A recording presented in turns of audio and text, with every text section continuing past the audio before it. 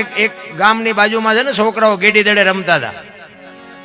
એ ગેડી દડે રમતા હતા ને એક છોકરો આમથી આમ મારે ને એક આમથી આમ મારે.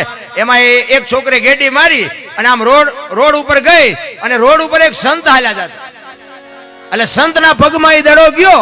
એટલે સંતે આમ દડો હાથમાં લઈ અને આમ હાથમાં લીધો ને એટલે દડાને વાચા આવી. એ કે બાબુ ઓલા બધા મને મારે પણ તમે મને ન મારતા હોય. એ કે પણ તને હું કામ મારે છે? કે બાપુ એ તો મને નથી ખબર, તમે મહાપુરુષો, તમે કહો ના મને આમનું કાંઈ ભૂંડું નથી કર્યું. અને આવડા મને ઓલા પાસે જવું તો એ ધોકો મારે, ઓલા પાસે જવું તો એ ધોકો મારે, મેં આમનું કાંઈ, અમે તો દુકાનમાં બધા ભાઈઓ ભેગા હતા, અહીંયાથી મને ઉપાડીને લઈ આવ્યો. અને મને એમ કે મને એકલો નોખો પાડ્યો થાસવ છે, આ તો આ લાવ્યા ને કે ઓલી ઘરમાંથી ને ઓલા ઘરમાંથી ગેડીઓ લઈ લઈને નીકળે છે, રોજ મને ધોકાવે.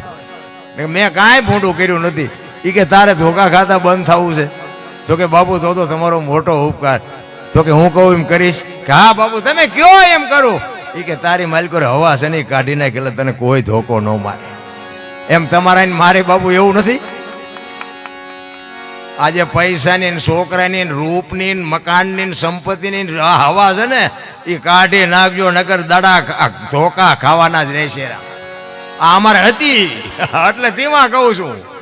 આ મેં કાઢી નાખી ને એટલે તમે અમને સાંભળો છો. આ હવાની જરૂર નથી. જીવવાની હવા તો એ તો મારો નાથ પૂરે છે, પણ આજે વધારાની હવા ભરાણી છે ને એને કાઢી નાખી.